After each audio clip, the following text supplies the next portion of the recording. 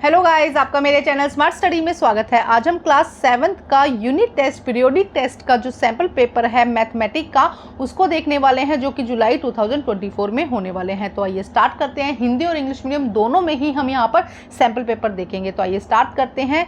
तो यहाँ पे जो फर्स्ट 5 क्वेश्चन है 1 मार्क्स के हैं, जिसे यहाँ पर सोल्व करना है। तो देखो क्या है क्वेश्चन, हम यहाँ पे इकट्ठा ही देख लेते हैं। हिंदी और इंग्लिश मीडियम में दोनों में ही क्वेश्चन नंबर 1 में क्या कहा गया है, -53 में क्या ऐड किया जाए कि -53 ही हो जाए। तो देखो -53 में क्या ऐड करें, अगर हम 0 ऐड कर देते हैं तो क्या आ जाएगा, -53 आ जाएगा। सेकंड देखिए क्या कहा गया है, 17 में क्या ऐड किया जाए कि 0 आ जाए। तो 17 में देखो कुछ भी ऐड करेंगे तो नंबर बढ़ेगा ही, तो हमें यहाँ पे क्या करना होगा, माइनस में ऋणात्मक नंबर लेना होगा। तो हम क्या लेंगे, अगर +17 है और हम यहाँ पे -17 कर देते हैं तो आंसर हमारा 0 आ जाएगा। तो हमें क्या लेना होगा, -17 अगर हम लेते हैं तो हमारा आंसर क्या हो जाएगा, 0 हो जाएगा। क्वेश्चन नंबर 3 देखिए क्या कहा गया है, -87 को किस नंबर से भाग करें कि आंसर हमारा क्या आ जाए, यहाँ पर आंसर हमारा 87 आ जाए। तो -87 को अगर हम -1 से भाग दे देते हैं तो माइनस से माइनस कट जाएगा और आंसर हमारा क्या आ जाएगा, 87। तो हम यहाँ पे लिखेंगे -1 से अगर इसे भाग दे देते हैं, ऋणात्मक 1 से अगर हम इसे भाग दे देते हैं तो हमारा आंसर यहाँ पे 87 आ जाएगा। अगला क्वेश्चन क्या है, 5 को किससे गुणा किया जाए, 5 को किससे मल्टीप्लाई किया जाए कि आंसर -37 आ जाए। तो 5 को हम किससे मल्टीप्लाई करें, अगर 7 से करते हैं तो कितना आ जाएगा, 35। लेकिन हमें क्या चाहिए, ऋणात्मक 35 चाहिए। तो हम क्या करेंगे, अगर -7 से मल्टीप्लाई कर देते हैं तो हमारा आंसर क्या आ जाएगा, -35। तो हम यहाँ पे इसको कर देंगे -7 से मल्टीप्लाई।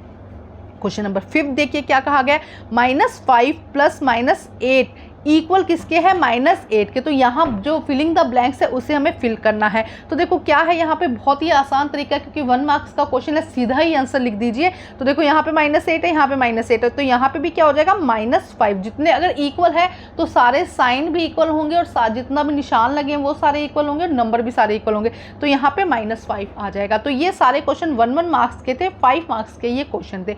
अब हम देखते हैं नेक्स्ट क्वेश्चन, क्वेश्चन नंबर 6। तो क्वेश्चन नंबर 6 यहाँ पर क्या है, 2 मार्क्स का है क्वेश्चन नंबर 6। देखो क्या कहा जा रहा है क्वेश्चन नंबर 6 में, पहले इंग्लिश मीडियम में देख लेते हैं फिर हिंदी मीडियम में देख लेंगे।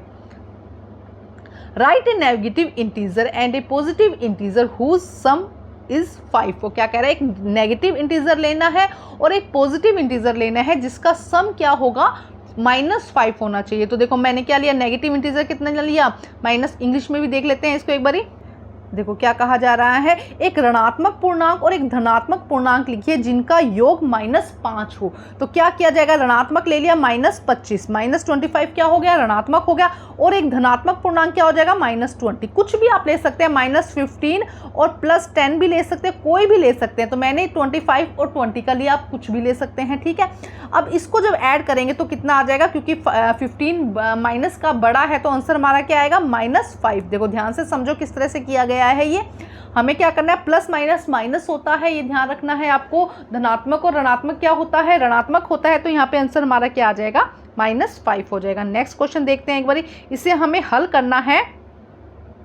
देखो इसे हमें हल करना है, -21 × -30। तो देखो सीधा सीधा इसका आंसर है, आपको क्या करना है, 21 को 30 से मल्टीप्लाई कर देना है। हमने इसको मल्टीप्लाई कर दिया तो कितना होगा, 360, ये हमारा आंसर होगा।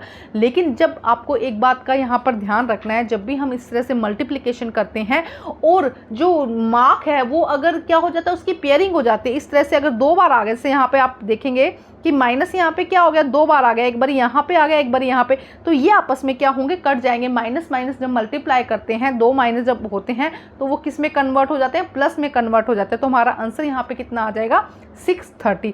ये 2 मार्क्स का क्वेश्चन है, हिंदी और इंग्लिश मीडियम दोनों में ही हो गया है। इंग्लिश में आप एक बार देख लीजिए क्योंकि सेम ही आंसर तो है। क्वेश्चन नंबर 8 में देखते हैं। क्वेश्चन नंबर 8 यहाँ पर 3 मार्क्स का है, जिसमें क्या कहा गया है, 18 × 7 + 3 इक्वल है 18 × 7 × 18 × 3। तो हमें यहाँ पे क्या लेना होगा, इसको और इसको दोनों को इक्वल करना है। तो हम इन्हें अलग अलग सोल्व करेंगे। तो आइए करते हैं, इसको देखते हैं। तो हम यहाँ पर देखते हैं, देखो समीकरण हम देखते हैं, पहले बाएं ओर के समीकरण देखते हैं जिसके अंदर क्या कहा गया है, 18 × 7 + ब्रैकेट में है -3। तो सबसे पहले इसको ब्रैकेट को हम सॉल्व करते हैं। तो 7 + ब्रैकेट में -3 इस तरह से हो जाएगा 7 - 3, तो ये कितना हो जाएगा 4, ठीक है। प्लस माइनस माइनस होता है तो ये कितना हो जाएगा 4। अब 18 को जब 4 से मल्टीप्लाई करेंगे तो 72 आएगा। अब हम दूसरी तरफ वाला देखते हैं, दूसरी तरफ में क्या कहा गया था, 18 × 7 प्लस 18 × -3, तो 18 को जब 7 से मल्टीप्लाई करेंगे तो 126 आता है। 18 को जब 7 से मल्टीप्लाई 7 से गुना करेंगे तो कितना आता है 126 आता है। उसके बाद 18 को -3 से करेंगे तो आंसर कितना आता है 54। जब इसको सॉल्व करेंगे तो 72 आ जाएगा। तो दोनों का ही हमारा क्या आ रहा है, LHS और RHS इक्वल आ रहा है 72 हमारा इसका आंसर हो जाएगा। इंग्लिश मीडियम में भी आप देख सकते हैं, देखो इस तरह से सॉल्व करना है। फर्स्ट यहाँ पे ये देखो पूरा स्टेप देख सकते हैं, 72 आया है। उसके बाद इसको जब सॉल्व करेंगे तो 72 आया है। तो दोनों RH और LHS हमारे दोनों क्या हैं, इक्वल हैं। अब हम क्वेश्चन नंबर 9 करते हैं। क्वेश्चन नंबर 9 में क्या करना है, -41 को हमें 102 से क्या करना है, सोल्व करना है। 3 मार्क्स का क्वेश्चन है तो इसको सीधा नहीं सोल्व करना है, इसको एक ट्रिक लगा के सोल्व करना है। देखो क्या ट्रिक है उसे हम समझते हैं।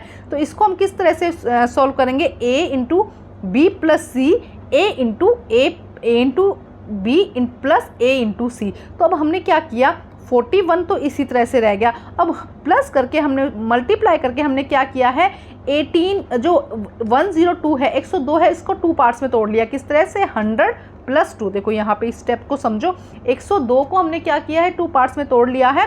2 पार्ट्स में 100 + 2 आ गया, ठीक है। अब 41 को पहले हम क्या करेंगे, 100 से मल्टीप्लाई करेंगे, फिर दूसरा क्या करेंगे, 41 को हम 2 से मल्टीप्लाई करेंगे। जब इस तरह से करेंगे तो हमारा आंसर बहुत ही आसानी से निकल जाएगा। आपको बस ये मेथड यूज़ करना है, ध्यान लगा के। आपको क्या करना है, 102 जो दिया गया है इसको 2 पार्ट्स में तोड़ना है। किस तरह से, ईजीएस्ट से ईजी में, तो 100 + 2 करेंगे।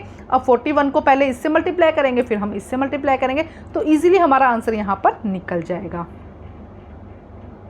आप इंग्लिश मीडियम में भी एक बार देख सकते हैं, इस तरह से इसको सॉल्व किया गया है। आसान है, बहुत ही आसान है। तो देखो -41 को जब 100 से किया तो -4100 आया। -41 को जब 2 से किया तो -82 आया। अब ये क्योंकि दोनों ही नंबर क्या है, माइनस के हैं, इसीलिए प्लस हो जाएंगे और आंसर क्या आ जाएगा, -4182 हमारा आंसर हो जाएगा। अब हम लास्ट क्वेश्चन 5 मार्क्स का क्वेश्चन करते हैं, क्वेश्चन नंबर 10। क्वेश्चन नंबर 10 समझते हैं पहले क्या है।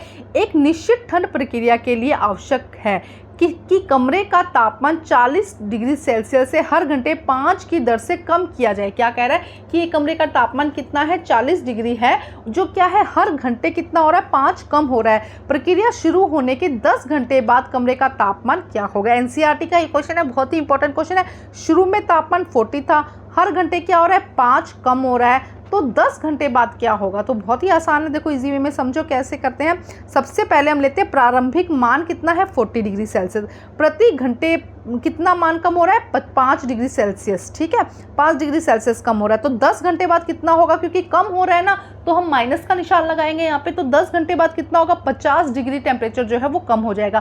तो शुरू में कितना था, 40 था, वो कितना था, पॉजिटिव नंबर थे 40। अब कम कितना हो गया, -50 हो गया। तो हमारा आंसर क्या आ जाएगा, -10 डिग्री सेल्सियस।